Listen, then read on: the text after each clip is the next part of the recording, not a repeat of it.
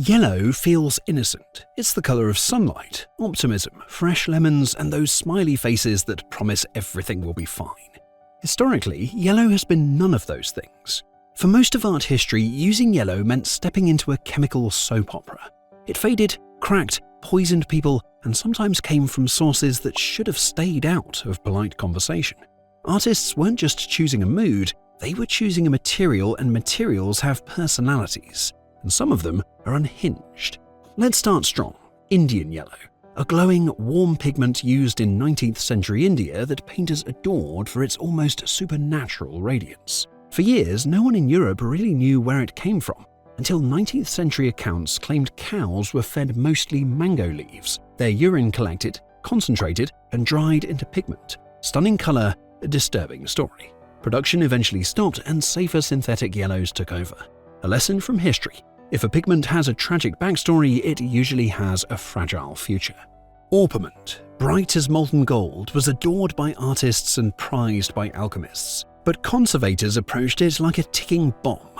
It's arsenic sulfide, brilliant, luminous, and very capable of ruining your day. Over time, it can react with light, air, and moisture, darken, and even damage neighboring paint layers. Restoring it was never just about appearances, it was also about not poisoning yourself or the painting. Yellow really likes drama.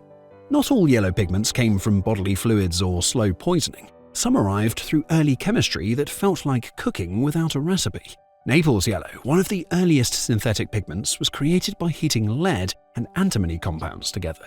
The result was warm, opaque, and perfect for skin tones, but also toxic and chemically temperamental, known to nudge nearby browns and greens over time. Conservators love it because it tells a story, yet they fear it because it keeps changing the ending. Yellow pigments are often structurally fragile. Their particles are reactive, and their molecular bonds sensitive to light. They don't just sit there and behave. Sunlight breaks them down, humidity pushes them into new reactions, and neighboring pigments influence their mood.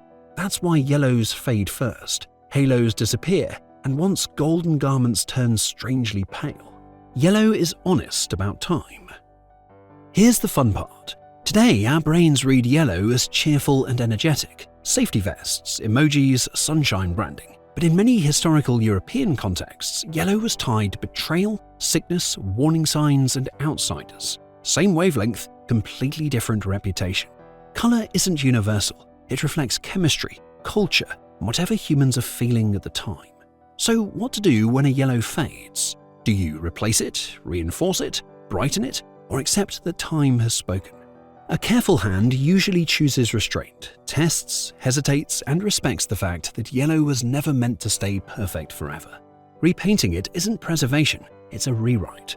So the next time you see a glowing yellow robe, halo, or sky in a centuries-old artwork, remember what it survived. Cows, poison, sunlight, humidity, and generations of well-meaning humans with brushes. Yellow isn't innocent, it's resilient. This is Art Killer, where even colors have backstories.